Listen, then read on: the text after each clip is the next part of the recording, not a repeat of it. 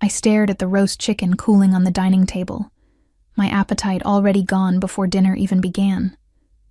The scent of rosemary and garlic filled our modest home in Austin, but tension saturated the air more thoroughly than any seasoning ever could. My younger sister Jasmine sat across from me, her phone screen illuminating her face in the dimming evening light. She scrolled through apartment listings with theatrical sighs, each one louder than the last. Mom hovered near the kitchen doorway, wringing a dish towel between her hands like she was preparing for battle. Dad cleared his throat. That sound alone made my shoulders tense. "Vivian, we need to discuss something as a family," he began, carving into the chicken with precise, deliberate movements. "Your sister's situation has changed." I set down my fork carefully. "What situation?" Jasmine finally looked up from her phone, and I caught the gleam of triumph in her eyes before she masked it with false vulnerability. "My lease ends next month, and rent prices have gotten insane. I can't afford anything decent in my budget. There are plenty of affordable places if you look beyond downtown," I said evenly. "Those neighborhoods aren't safe," Mom interjected quickly. "We've been discussing alternatives." The word "we" rang alarm bells in my head. I had not been part of any discussion. Dad continued cutting his chicken, not meeting my eyes. "The most practical solution is for Jasmine to move back home temporarily, just until she saves enough for a proper place." I waited. There had to be more. "The thing is," Dad said, finally looking at me, "she'll need your room. It's bigger, has the attached bathroom, and frankly, it's more suitable for someone who'll be working from home. You've been here since college, Vivian. Maybe it's time you found your own place anyway." The words hit me like a physical blow. I was 28 years old, worked 60-hour weeks as a pharmaceutical sales representative, and paid $500 monthly in rent to my parents.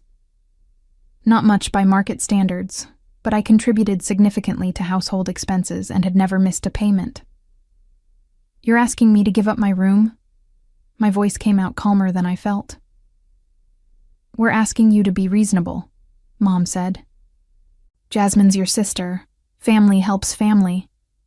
"I've been helping this family for 6 years," I replied.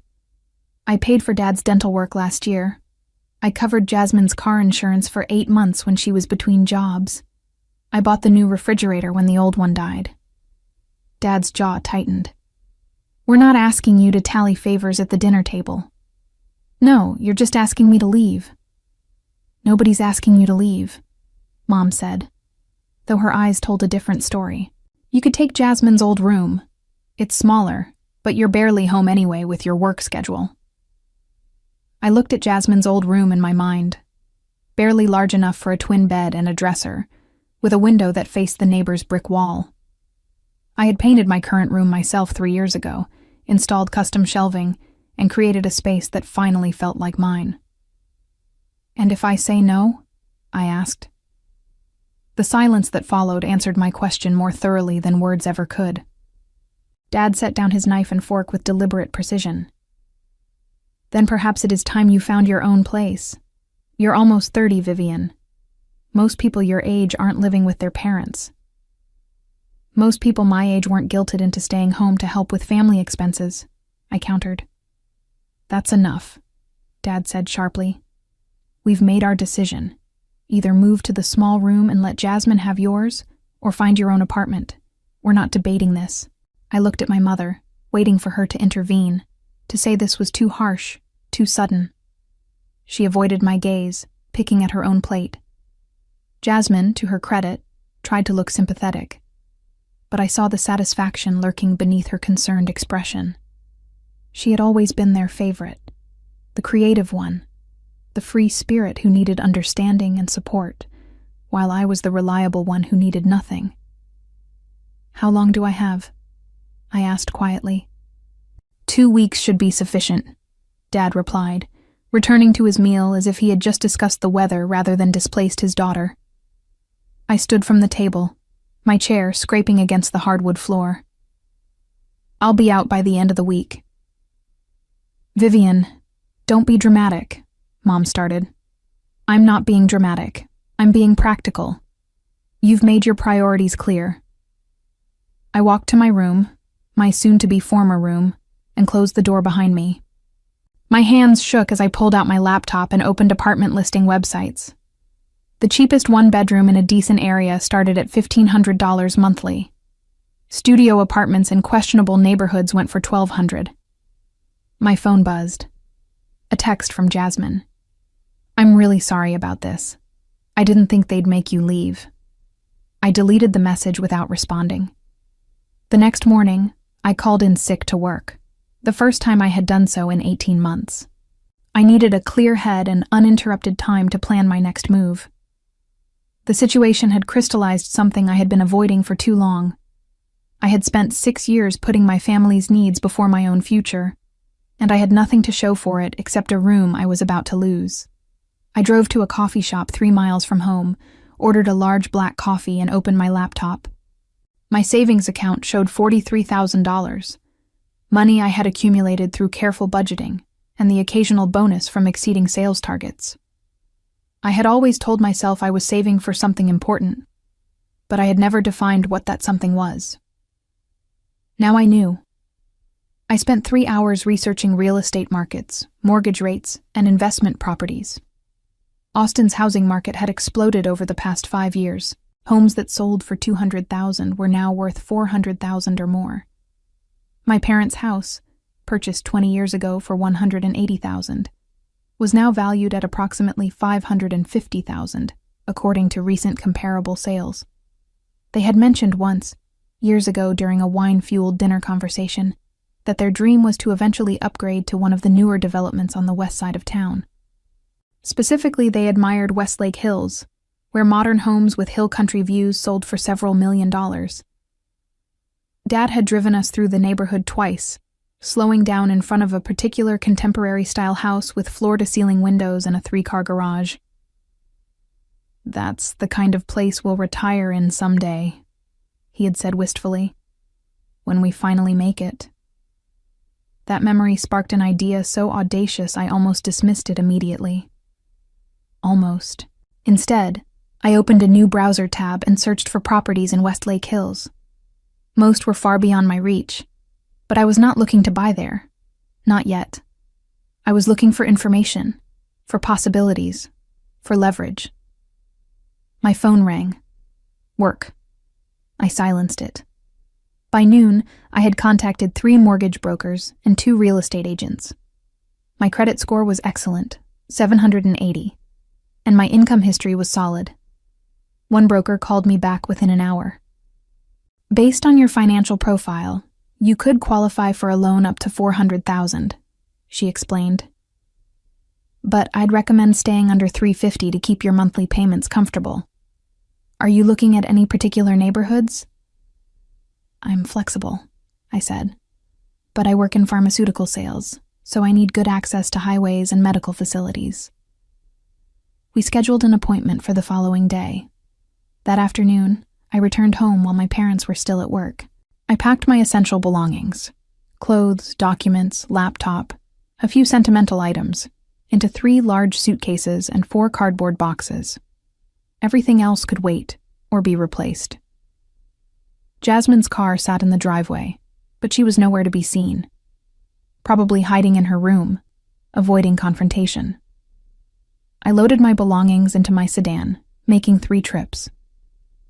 On the final trip, I paused in the doorway of my room and took a long look around. The soft gray walls I had painted, the floating shelves I had installed, the reading nook by the window where I had spent countless quiet evenings. None of it was really mine. I understood that now. I left my house key on the kitchen counter with a brief note.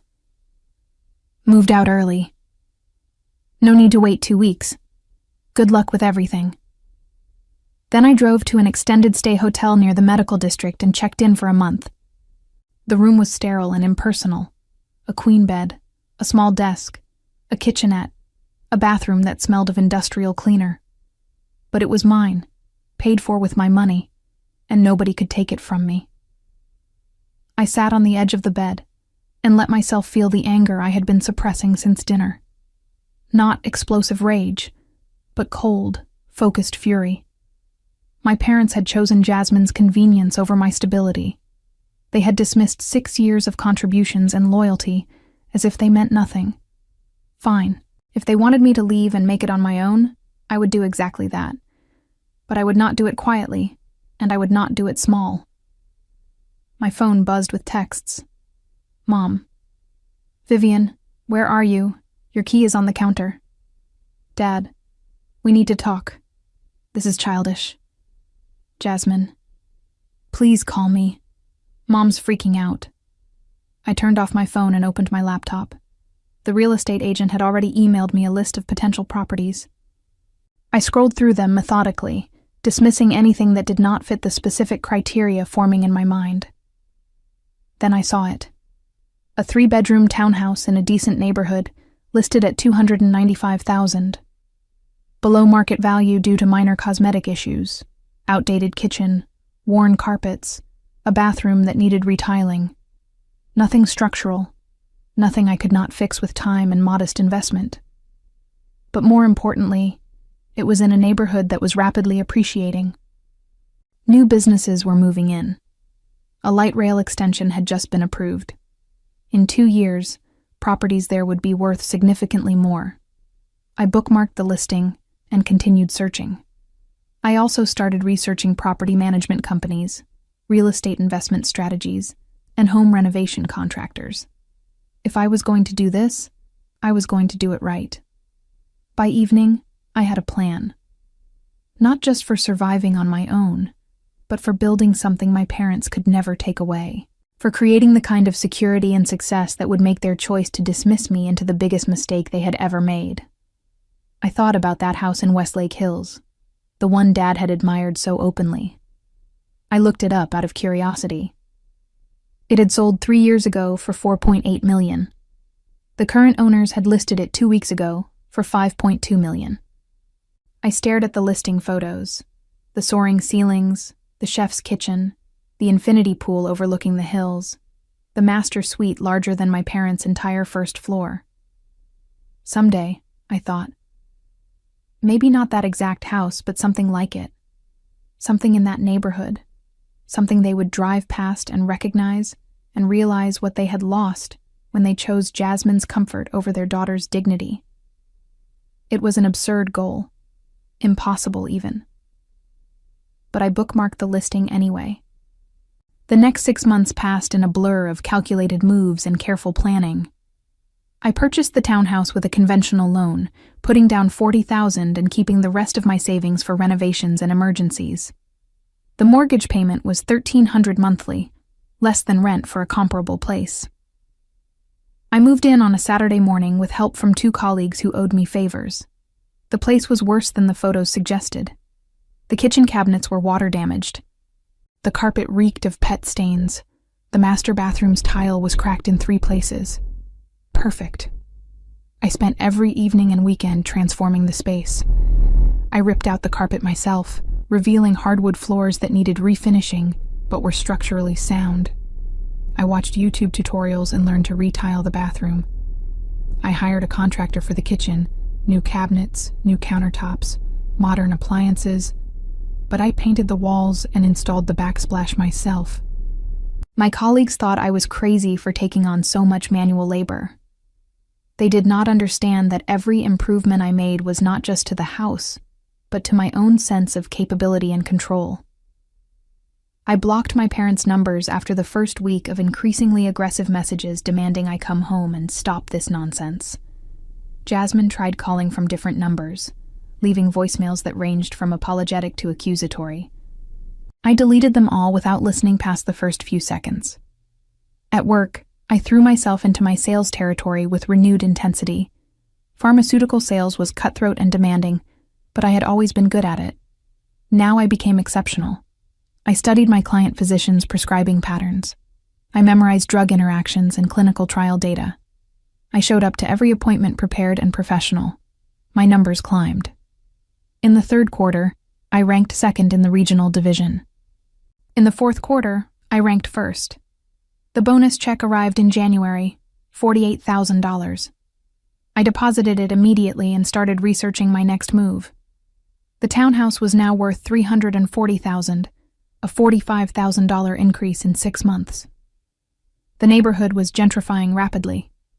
I could sell for a quick profit or hold and wait for further appreciation. Instead, I did something more ambitious. I met with a mortgage broker and outlined my plan. Keep the townhouse, rent it out, and use the equity and my increased income to qualify for a second property. Something bigger. Something I could also renovate and either sell or rent. That's aggressive, the broker said, reviewing my financials. But doable. Your income increased significantly this year, and you've built equity fast. If you can get a tenant locked in with a solid lease, you could qualify for another $300,000. What if I wanted to qualify for more? I asked. She raised an eyebrow. How much more? Significantly more. We spent 2 hours running scenarios. With a combination of conventional financing, an investment property loan, and proof of rental income, I could potentially qualify for up to $600,000. If I was willing to take on the risk, and if I could demonstrate reliable cash flow from the townhouse. I listed the townhouse for rent that week at $1,800 monthly, $300 above my mortgage. It was occupied within 4 days by a young couple relocating for work, both with stable jobs and excellent references. I hired a property management company to handle day-to-day issues for 10% of the monthly rent. Then I started hunting for the next property. I expanded my search beyond Austin proper, looking at suburbs and exurbs where prices had not yet caught up to the urban core, but infrastructure improvements were planned. I attended open houses every weekend. I studied tax records and zoning maps. I made offers on 3 properties that fell through due to bidding wars or inspection issues. In March, I found a foreclosure, a 4-bedroom house in a decent school district, listed at $380,000. It needed significant work. The previous owners had abandoned it mid-renovation, leaving exposed drywall, unfinished flooring, and a kitchen that was basically a construction zone. Everyone else saw a disaster. I saw opportunity. I offered $360,000 cash equivalent through creative financing, contingent on inspection. The bank accepted immediately, desperate to unload the property. I threw everything into renovating that house. I took a week of vacation time and worked 16-hour days alongside the contractors I hired. I learned to hang drywall, install flooring, and replace light fixtures. The project consumed me completely, but I had never felt more alive or more purposeful. 10 weeks later, the house was transformed. Modern, move-in ready, and worth approximately $520,000 based on comparable sales. I listed it at $549,000. It sold in 3 days for $560,000. After closing costs, agent fees, and loan payoff, I netted $137,000 in profit. My total liquid assets now stood at $142,000, plus equity in the townhouse. I was 30 years old and had not spoken to my family in almost a year.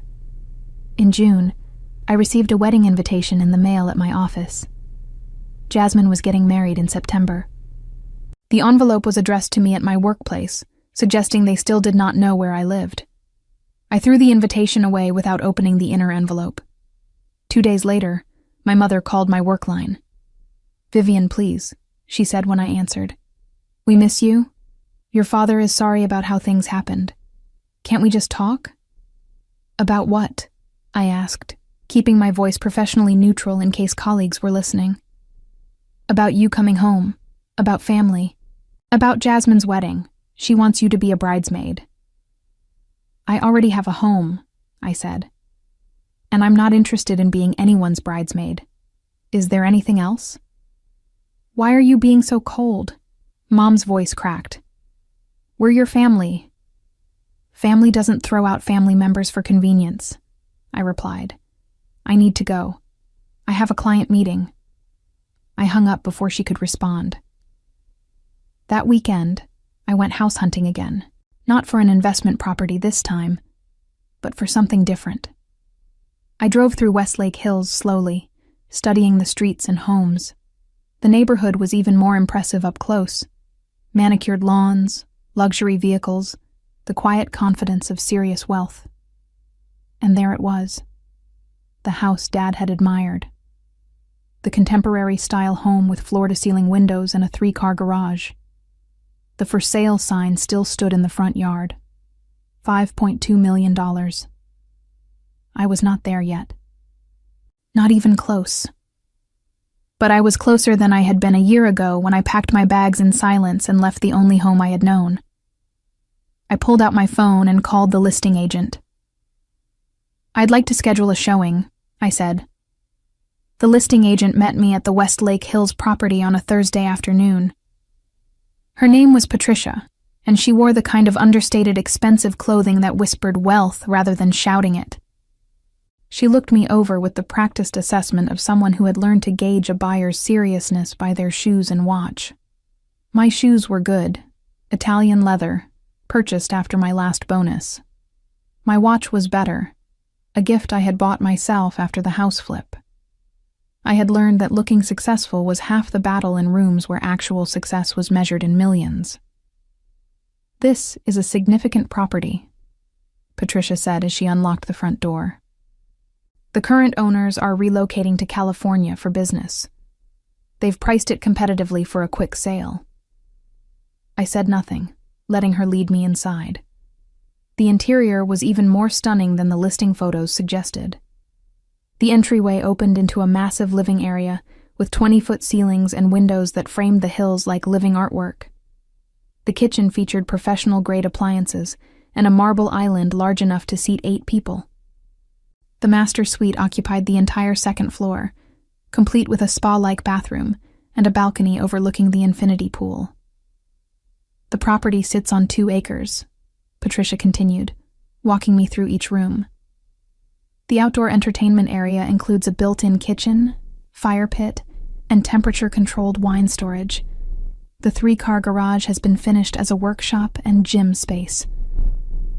I took photos with my phone, careful to capture every detail and angle. Patricia watched me with renewed interest. "May I ask what brings you to Westlake Hills?" she asked carefully. "I'm expanding my real estate portfolio," I replied, which was technically true. "I've had success with residential investments, and I'm looking to move into higher-end properties." "This would be quite a leap from residential investments," Patricia observed. "I'm aware." We spent 90 minutes touring the property. I asked detailed questions about the construction quality, the age of major systems, property taxes, and homeowner association requirements. Patricia answered each question professionally, but I could sense her skepticism. As we concluded the tour in the front courtyard, she handed me her card.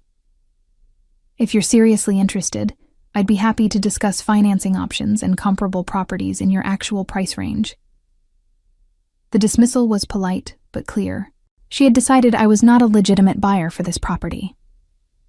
"I'll be in touch," I said simply. I sat in my car for several minutes after she left, staring at the house. $5.2 million. Even with everything I had achieved in the past year, that number felt astronomical, impossible. But I had thought buying my first property was impossible too. I had thought flipping a foreclosure for a $137,000 profit was impossible. I drove home, to the extended stay hotel that had become my permanent residence. It was cheaper than renting an apartment, and I preferred keeping my housing expenses minimal while I accumulated capital. The maid service and included utilities were convenient for my work schedule. That evening, I created a spreadsheet. On one side, my current assets and income.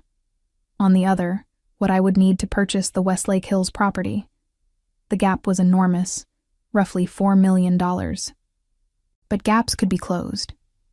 The question was how quickly and through what methods. I spent the next 3 months executing an aggressive investment strategy. I purchased another foreclosure, renovated it in 8 weeks instead of 10, and sold it for a $98,000 profit. I found a duplex in an emerging neighborhood, bought it with the investment property loan, and rented both units immediately for a combined monthly income that exceeded the mortgage by $700. My portfolio now included 3 rental properties generating positive cash flow and a track record of successful flips. In November, I incorporated an LLC for my real estate business. It was a psychological shift as much as a legal one. I was no longer just Vivian who sold pharmaceuticals and flipped houses on the side. I was Vivian who owned a real estate investment company with tangible assets and documented success. The pharmaceutical sales continued to provide stable income and health insurance, but increasingly, it felt like the side project rather than the main focus. I hired an accountant who specialized in real estate investors. She reviewed my financials and growth trajectory with impressive thoroughness. "You're doing everything right," she said during our second meeting. "Aggressive, but not reckless. You're building equity and cash flow simultaneously. At this pace, within 3 years, you could have a portfolio worth several million." "What if I wanted to accelerate that timeline?" I asked. She leaned back in her chair, studying me. "There are ways. Partnerships with other investors, private money lending, commercial properties with higher returns. But they all involve significantly more risk." "What kind of partnerships?" "You'd need to find investors with capital who want the returns real estate provides, but lack the time or expertise to manage properties themselves. You provide the knowledge and labor. They provide the funding. You split the profits." "How do I find these investors?" "Networking, real estate investment groups, business conferences, wealthy individuals looking to diversify. It's relationship-based work." I thanked her and left with a new direction to research. That weekend, Jasmine got married. I saw the photos on social media.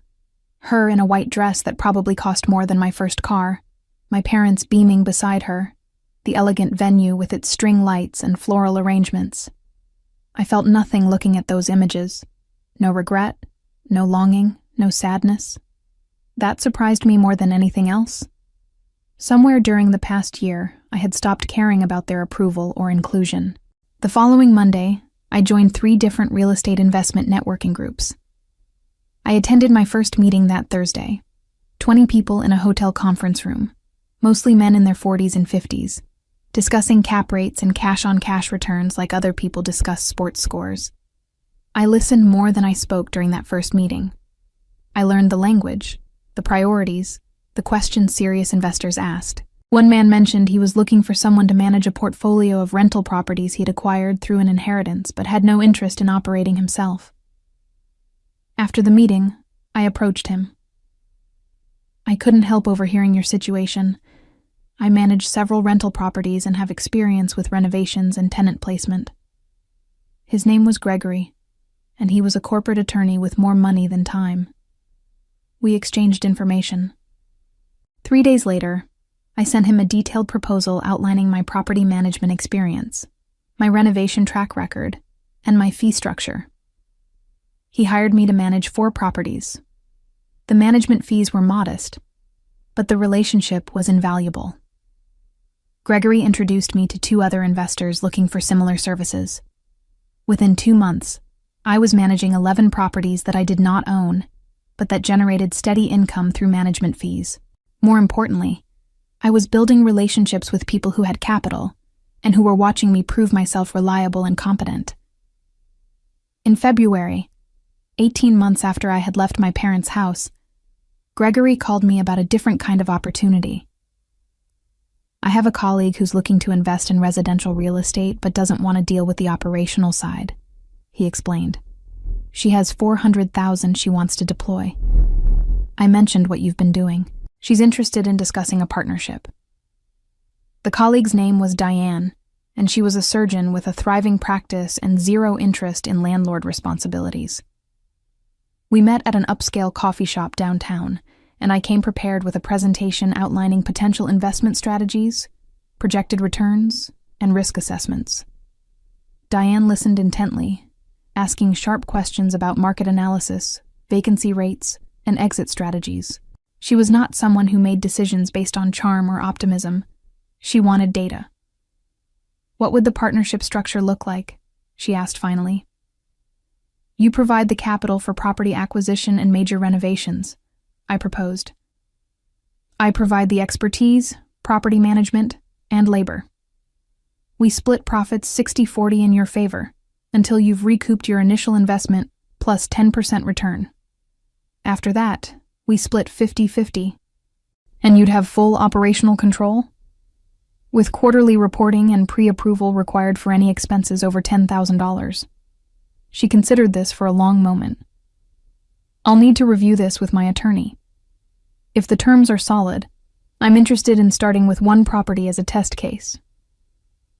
2 weeks later, we signed a partnership agreement. With Diane's $400,000 and my expertise, we purchased a dated 6-unit apartment building in a neighborhood poised for growth. The building needed significant updating, but was structurally sound and fully occupied with month-to-month tenants.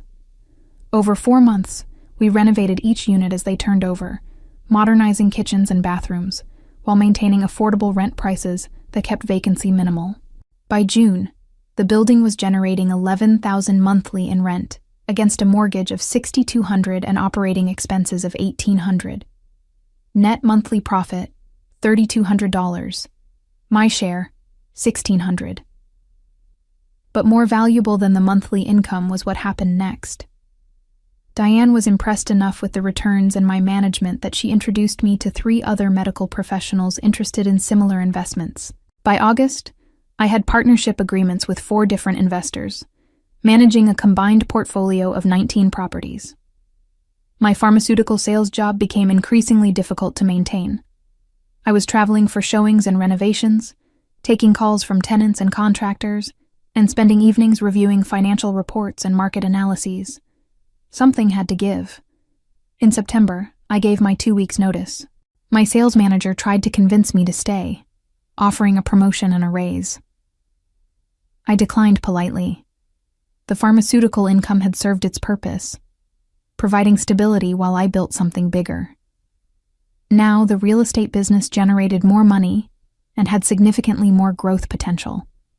I was 31 years old and financially independent in a way I had never imagined possible 2 years earlier. But I had not forgotten the house in Westlake Hills. I drove past it occasionally, always at different times of day, watching the light change across those floor-to-ceiling windows. The for sale sign had been replaced with pending in April, breaking my heart slightly. But then in July, the pending rider was removed and the for sale sign returned. The deal had fallen through. I called Patricia, the listing agent. She remembered me, though her tone suggested she still did not take me seriously as a buyer. The property is back on the market at $4.9 million, she informed me. The previous buyers couldn't secure financing. Are you interested in viewing it again? Not yet, I said, but I'm building toward it. What would it take for you to consider me a serious buyer when the time comes? There was a pause. Pre-approval for at least $4 million. Documented liquid assets of at least $500,000, and frankly, a track record that demonstrates you can close on a property in that range. Understood. Thank you for your honesty. I had roughly $370,000 in liquid assets and equity I could potentially access. My portfolio generated approximately $18,000 monthly in net income between management fees and ownership stakes. I was moving in the right direction, but not fast enough. I needed a bigger move. In October, one of my investor partners mentioned a commercial property opportunity, a small retail plaza with 6 units, half vacant, in a location scheduled for significant infrastructure improvements. The asking price was $1.3 million. It's too rich for my blood as a solo venture, Gregory said during one of our quarterly reviews. But if you could put together a group of investors, it could be highly profitable. The area is about to boom with the new transit line. I spent 2 weeks analyzing the property and the market. The numbers were compelling. With strategic tenant placement and modest improvements, the plaza could generate $15,000 monthly in net rent. The risk was the current vacancy rate and the upfront capital required. I pitched the opportunity to my 4 existing investor partners, proposing a syndication structure where each would contribute capital in exchange for proportional ownership shares, with me retaining 20% equity for finding the deal and managing operations. 3 of the 4 agreed. Together with my own contribution, we had enough for the down payment and initial renovations. We closed on the property in December. I spent the next 4 months aggressively marketing the vacant spaces, offering competitive rates and flexible lease terms to establish businesses looking to expand.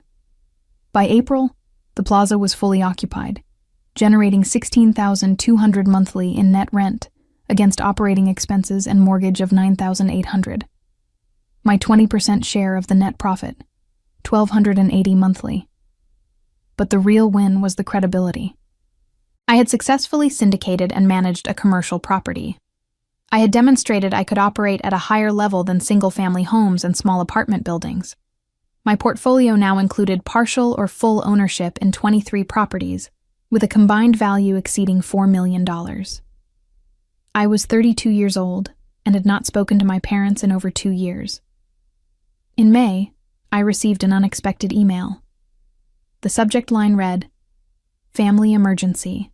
I almost deleted it without opening it. But something made me click. It was from Jasmine. Short and direct. Dad had a heart attack. He's stable but in the hospital. Mom thought you should know. Room 412, Austin General. I stared at the email for a long time. I felt something, but I could not identify whether it was concern or simply the ghost of old obligations. I did not go to the hospital that day, or the next. On the 3rd day, I drove there but sat in the parking lot for 20 minutes without going inside. I told myself I was being petty. I told myself I was being strong. Both were probably true. Finally, I went in. Dad looked smaller in the hospital bed, older than I remembered. Mom sat in a chair beside him, holding his hand. She looked up when I entered, her face cycling through surprise, relief, and uncertainty. "Vivian," she breathed. "You came." I heard what happened. "How is he?" "Recovering. The doctors say he'll be fine with lifestyle changes and medication." She stood, approaching me carefully as if I might flee. "Honey, I've missed you so much. Can we talk? Really talk?" Dad opened his eyes. "Vivian?" His voice was weak but clear. "Hi, Dad." "I'm glad you're here." He gestured vaguely toward the other chair. "Sit, please." I sat, maintaining distance. We talked for 30 minutes. They asked where I had been living, what I had been doing. I gave minimal answers, working, staying busy, doing well. I did not mention the properties, or the business, or any of the success I had built. Mom cried at one point. "We handled everything so badly. We were wrong to put you in that position. Your father and I have talked about it so many times. We want you back in our lives." "What changed?" I asked quietly. Dad shifted in his bed. "Almost dying gives you perspective. I realized how much time we've wasted being angry and stubborn. You're our daughter. That should matter more than pride." "It should have mattered then, too," I said. "You're right," Dad admitted. "It should have." Jasmine arrived then with coffee, stopping short when she saw me. "Vivian, oh my God, I didn't think you'd come." "I didn't think I would either." We talked for another hour. It was awkward and uncomfortable and occasionally painful. But it was also the first honest conversation we had had as a family in years. As I prepared to leave, Mom touched my arm. "Will you come to dinner? Once your father's home and recovered, we'd love to see where you're living, catch up properly." I hesitated. The old Vivian would have agreed immediately, eager to rebuild bridges and restore relationships. The new Vivian understood that some bridges were not worth rebuilding, and that restored relationships required more than dinner. "Maybe," I said. "Let me think about it." I left the hospital with mixed feelings. Part of me wanted to reconnect, to have family again. Part of me remembered sitting at that dinner table while they discussed displacing me like I was a piece of furniture. Over the next month, we texted occasionally. Polite updates about Dad's recovery. Brief exchanges about weather and work. Nothing substantial. In July, Mom called. "Your father's doing much better. We'd really like to have you over for dinner. Next Saturday? Just the four of us." I agreed before I could talk myself out of it. Saturday arrived. I drove to my old neighborhood for the first time in over 2 years. Nothing had changed. The same houses, the same streets, the same feeling of modest middle-class comfort that had once been my entire world. I parked in front of their house and sat for a moment, gathering myself. Then I noticed something. The house looked tired. The paint was fading. The lawn needed attention. The front porch had a broken railing I did not remember from before. I knocked rather than walking in. Mom opened the door with a bright smile that seemed forced. "Vivian, come in, come in." The interior looked worse than the exterior. Furniture was more worn than I remembered. The carpet showed traffic patterns. Small maintenance issues everywhere. A loose cabinet handle, a dripping faucet, scuffed baseboards. Dad sat in his recliner, looking healthier than at the hospital, but still diminished somehow. "Welcome home," he said. "Thanks for having me." Dinner was uncomfortable. We made small talk about Dad's health, about Jasmine's job search. Apparently she had been laid off 3 months ago, about neighborhood gossip. Nobody asked about my life beyond surface-level questions. Finally, over dessert, Dad cleared his throat. "Vivian, there's something we wanted to discuss with you." Here it comes, I thought.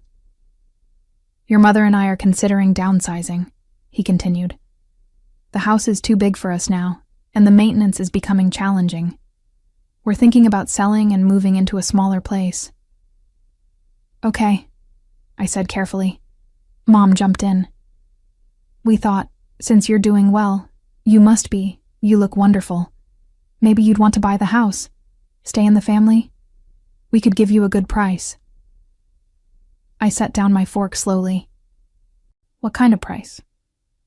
"Well, the house is worth about $550,000 according to assessments. We'd sell it to you for $490,000. That's a significant discount." I did some quick math. They still owed approximately $270,000 on the mortgage based on what I remembered of their financial situation years ago. At $490,000, they would clear roughly $220,000 after selling costs and payoff. "That's generous," I said neutrally. "Can I ask why you're considering selling?" Dad and Mom exchanged glances. "Financial pressures," Dad admitted finally. "Medical bills from the heart attack, some investments that didn't pan out. We thought downsizing made sense." "And you thought I'd want to buy my childhood home?" I asked. "The house you asked me to leave?" Silence fell over the table. "Vivian, we've apologized for that," Mom said softly. "We're trying to move forward. By asking me to bail you out financially?" "That's not what this is," Dad said, but his eyes told a different story. I stood. "Thank you for dinner. I'll think about your offer."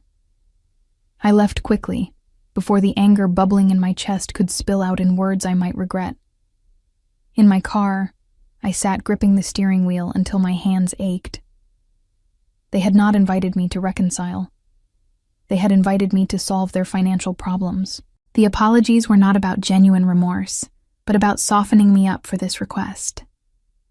I drove home and spent the evening reviewing my financials. My portfolio was strong. My cash flow was excellent. My liquid assets had grown to $490,000. Almost enough. The next morning, I called Patricia.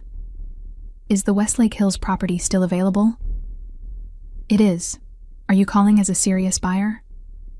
"Schedule a second showing, and prepare to receive my pre-approval letter." I spent the next week working with a private lender who specialized in high-net-worth real estate investors. I presented my portfolio, my income documentation, my track record. The numbers were tight, but with creative structuring, using my rental portfolio as collateral and bringing in a small investment partner for 20% equity, We made it work. The pre-approval letter arrived for $4.5 million. I called my parents. I thought about your offer. I'm not interested in buying your house, but I want to make sure we're clear about something. I'm doing very well, better than you apparently realized. I don't need family connections or family money. I built everything myself after you asked me to leave. Mom started to protest, but I continued. I'm not angry anymore. I'm grateful. You forced me to become someone I wouldn't have been otherwise. So thank you for that. I hung up feeling lighter than I had in months. Then I called Patricia. Let's write an offer. The offer process moved faster than I anticipated. I came in at $4.8 million, below asking but with proof of funds and a quick close timeline that made it attractive to sellers eager to relocate. They countered at $4.95. I accepted. The inspection revealed minor issues that I negotiated down to $4.9 million even. Closing was scheduled for 6 weeks out. During those 6 weeks, I felt like I was living in two worlds simultaneously. In one world, I managed my properties, attended investment meetings, and coordinated with contractors. In the other world, I was preparing to purchase a house that represented everything my parents had ever wanted and never achieved. I did not tell them. I did not tell anyone except my attorney and the investment partner, who held 20% equity in the deal. A radiologist named Vincent, who wanted exposure to high-end real estate without operational involvement. 3 weeks before closing, Jasmine called me. Mom told me about your conversation. She's really hurt, Vivian. I'm sure she is, I said, continuing to review a contractor's bid while we talked. Can't you see they're struggling? Dad's medical bills are drowning them. They might lose the house. Then they should list it on the market for full value instead of asking me for a family discount that primarily benefits them.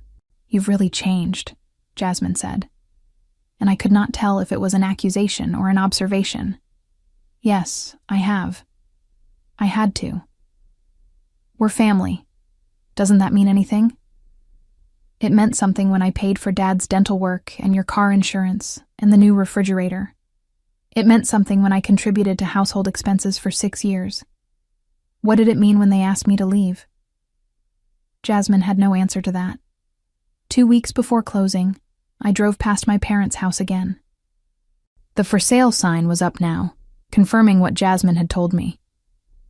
They were listing it at $535,000, higher than they had offered it to me, trying to maximize their return. I felt nothing looking at that sign. The house held no sentimental value anymore. It was just a structure, aging and ordinary, in a neighborhood I had outgrown. The closing took place on a Thursday morning in a title company office downtown. I signed what felt like hundreds of documents. Vincent signed remotely from his clinic. The wire transfers went through. Keys were handed over. I owned the Westlake Hills house. I sat in my car in the title company parking lot afterward, holding the keys and trying to process what I had just done. $5.2 million in real estate debt, even with investment partners and rental income covering most of the mortgage, was terrifying and exhilarating in equal measure. But I had done it. 2.5 years after leaving my parents' house with 3 suitcases and 4 boxes, I owned the property they had dreamed about. I drove to the house, my house, and walked through it slowly, room by room. The afternoon light poured through those floor-to-ceiling windows, illuminating the Italian marble floors and custom millwork. The infinity pool sparkled in the backyard. The master suite balcony offered views that stretched for miles. This was mine. All of it. Earned through work and risk and refusing to accept the limitations others had placed on me. I took a photo from the balcony overlooking the hills and posted it to social media with a simple caption, "New chapter." Within an hour, Jasmine had called 3 times. I ignored the calls. That weekend, I hired movers to transfer my belongings from the extended stay hotel to the house. I did not own nearly enough furniture to fill the space, but I was okay with that. I would acquire pieces gradually, choosing each one deliberately, rather than filling rooms out of obligation. Sunday afternoon, while arranging books in the study, my doorbell rang. I was not expecting anyone. I opened the door to find Mom and Dad standing on my front porch, their expressions cycling between shock and disbelief as they took in the house behind me. "Vivian?" Mom's voice was barely a whisper. "What is this?" "This is my home," I said simply. Dad stared past me into the entryway, his face draining of color. "This is the house. The one from Westlake Hills. The one we used to drive past." "Yes." "You bought it?" Mom asked, still not comprehending. "How could you possibly afford this?" "I built a real estate investment business over the past 2.5 years. I own or manage 23 properties. This house is my primary residence and also serves as equity for my portfolio." They stood frozen, unable to process what I was telling them. "Would you like to come in?" I asked, stepping aside. They entered slowly, like tourists in a museum. I watched them take in the soaring ceilings, the chef's kitchen, the living room with its panoramic windows. Every detail they had admired from the outside was now visible in full. We ended up in the kitchen. I poured water from the refrigerator's built-in filtration system into crystal glasses I had purchased specifically for this moment. "I don't understand," Dad said finally, sitting heavily on one of the island stools. "How did you do this?" "I worked. I took risks. I learned. I built something from nothing." "But where did you get the money to start?" Mom asked. "I had $43,000 in savings when I left your house. Money I saved while living there and contributing to family expenses." I paused. "Money I could have kept contributing if you hadn't asked me to leave." The words landed like physical blows. "We didn't ask you to leave," Mom protested weakly. "We just needed you to be flexible. You gave me an ultimatum. Take the smaller room or find my own place. I chose my own place. Then I chose to build something you could never take away from me." Dad's face had gone from pale to red. "So this is revenge? You bought this house to hurt us?" "No," I said honestly. "I bought this house because I wanted it, because I could, because I built a life where I get to choose what I want instead of accepting what others tell me I should settle for. If that hurts you, that's incidental." "We would have helped you if we'd known you were struggling," Mom said. I laughed, the sound sharp in the quiet kitchen. I wasn't struggling. That's the point. I was succeeding, spectacularly. But you never asked. You invited me to dinner once in 2.5 years, and that was only to ask me to buy your house at a discount.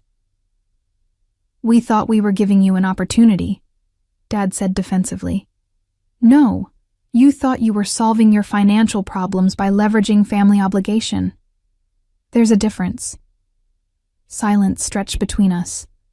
They looked around the kitchen again, and I could see them calculating, measuring their own lives against what I had achieved. "Jasmine said you're working in real estate now," Mom ventured finally, her voice small. "I own a real estate investment company. I have 4 investment partners and manage a portfolio worth over $4 million. The commercial plaza I syndicated last year generates $16,000 monthly in net rent." Dad shook his head slowly. "How is this possible? You were selling pharmaceuticals." "I was. That provided stable income while I learned real estate investing, bought my first property, renovated it, and built from there. I quit pharmaceutical sales a year ago when my real estate income exceeded my salary and benefits." "Why didn't you tell us?" Mom asked. "Why shut us out completely?" "Because you shut me out first," I said quietly. "You made it clear that Jasmine's comfort mattered more than my stability. That family loyalty only flowed in one direction. So I stopped trying to prove my worth to people who had already decided I was disposable." "That's not fair," Dad said, but his voice lacked conviction. "Isn't it? When did you last ask about my life before you needed something from me? When did you acknowledge the 6 years of rent I paid, the expenses I covered, the times I helped without being asked? They had no answer. I continued, not cruelly, but factually. I learned something important after I left. I learned that I was capable of more than anyone, including myself, had believed. I learned that being reliable and responsible didn't mean being taken for granted. And I learned that the people who truly value you don't wait until they need something to remember you exist. Mom's eyes filled with tears. We love you, Vivian. We always have. Maybe you do. But love without respect is just sentiment, and sentiment doesn't build anything lasting. I walked to the floor-to-ceiling windows overlooking the pool and the hills beyond. I used to drive past this house with you, Dad. You'd slow down and point at it, and talk about how someday, when you finally made it, you'd own something like this. Do you remember? He nodded silently. I remembered too. Every time I closed on a property, every time I negotiated a deal, every time I worked 16-hour days renovating a house, I remembered this place and what it represented. Not revenge exactly, but proof. Proof that I could achieve things you thought were impossible. We never said you couldn't achieve things, Mom protested. You didn't have to say it. You showed it when you chose Jasmine's convenience over my presence. When you dismissed 6 years of contributions as if they were nothing. When you waited 2.5 years to contact me, and only did so because you needed something. The words hung in the air, undeniable and heavy. Jasmine's car pulled into the driveway then. I watched through the window as she got out and stood staring at the house, her phone pressed to her ear, probably calling someone to describe what she was seeing. She rang the doorbell moments later. I opened it to find her face flushed with confusion and something that might have been anger. This is insane, she said, pushing past me into the house. You bought the Westlake house? This house? Hello, Jasmine. Yes, I did. She spun to face our parents. Did you know about this? We just found out, Dad said quietly. Jasmine turned back to me. How could you afford this? This is like a $5 million house. 4.9, actually. I negotiated well. But how? She looked genuinely baffled. You were living in a hotel last time we talked. You were working in pharmaceutical sales. That was over 2 years ago. Things change. I gave her the same explanation I had given our parents, watching her face cycle through disbelief, confusion, and finally something that looked like betrayal. So you've been rich this whole time and you never told us? She demanded. While Mom and Dad were struggling with bills, while I was job hunting, you were just sitting on millions? I wasn't sitting on anything. I was working 80-hour weeks building a business, and I wasn't obligated to fund your life or solve problems you never asked me about. We're family, Jasmine said, echoing her earlier argument. Then why am I only hearing from you now that I have something you want? She flinched. That's not why I'm here. Isn't it? You didn't visit me during the 2 years I was building this. You didn't call to check in or ask how I was doing. But the minute you saw this house, you showed up. Just like Mom and Dad showed up when they needed someone to buy their house at a discount. We've been trying to reconnect with you, Mom said. You're the one who kept us at arm's length. Because I learned my value, I replied simply. I learned that giving people access to my life meant risking them taking advantage of my generosity again. So yes, I kept you at a distance. I protected myself.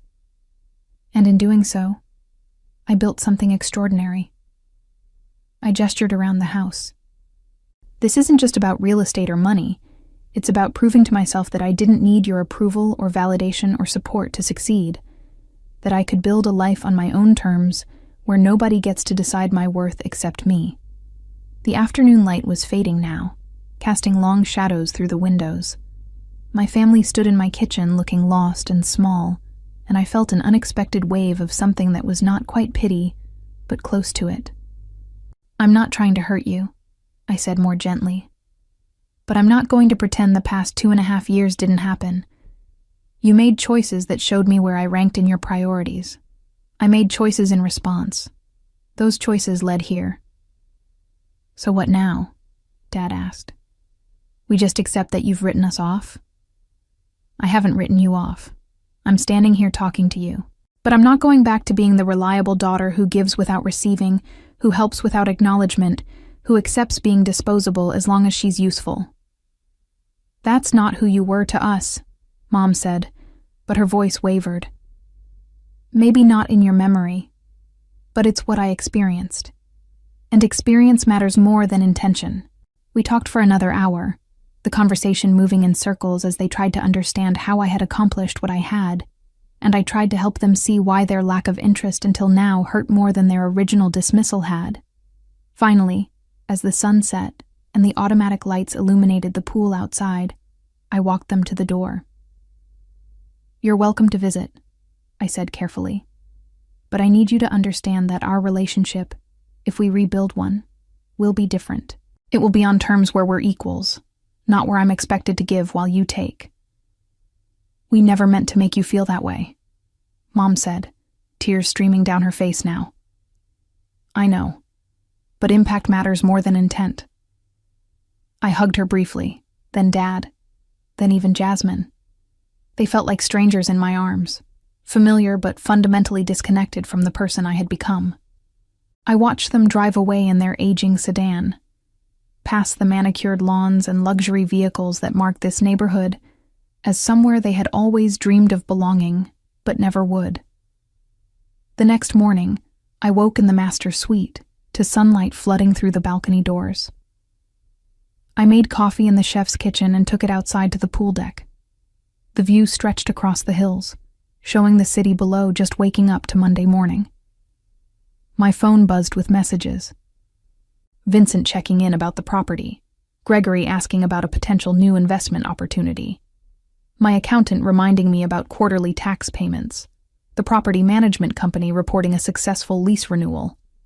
My life had become exactly what I had built it to be, independent, successful, and entirely my own. I thought about my parents occasionally over the following weeks. They sent texts every few days, trying to rebuild connection. I responded politely, but maintained boundaries. They invited me to Thanksgiving dinner. I declined, saying I had other plans, which was true. I spent the day reviewing financials and planning next year's investment strategy. Around Christmas, I heard through Jasmine that they had sold their house for $510,000, less than they had hoped, but enough to cover their debts and move into a smaller condo. She seemed to expect me to feel guilty about not helping them. Instead, I felt relieved that they had found their own solution. In January, 3 years after I had left their house, I drove past their old neighborhood one final time. The new owners had already repainted and landscaped. It looked fresh and updated, no longer the tired structure my parents had struggled to maintain. I felt nothing looking at it except mild curiosity about the renovations. That evening, I hosted a small dinner party for my investment partners and their spouses. We ate catered food on the patio by the pool, discussing market trends and upcoming opportunities. Nobody mentioned my family or asked about my background. They knew me only as Vivian, who built a multi-million-dollar portfolio before she turned 33. That was enough. Later, after everyone had left and I was cleaning up, I stood on the master suite balcony looking out over the city lights. Somewhere out there, my parents were settling into their new, smaller life. Jasmine was probably scrolling through social media, comparing her circumstances to others. They were living the consequences of choices they had made years ago, choices that seemed small at the time, but had cascading effects they never anticipated. My father's health had deteriorated further after the stress of selling the house and downsizing. The medical bills continued mounting, and his insurance covered less than they had hoped. My mother had taken a part-time job to supplement their reduced retirement income, working retail at 63 years old because they had not planned adequately for their future. Jasmine's marriage had ended after 18 months, when her husband realized she brought more debt than assets to the relationship. She had moved back in with our parents in their 2-bedroom condo, sleeping on a pull-out couch in the living room, the very situation I had refused to accept 3 years earlier. The irony was not lost on me. They had pushed me out to make room for Jasmine, and now they were all crammed together in a space none of them wanted, bound by financial necessity rather than choice. I heard these details through occasional messages from extended family who did not understand why I remained distant. I did not explain. Some lessons could only be learned through living them. I looked back at the house behind me. My house, earned through risk and work, and refusing to accept other people's limitations. Some might call what I had done revenge, but revenge implied I had done this to hurt them.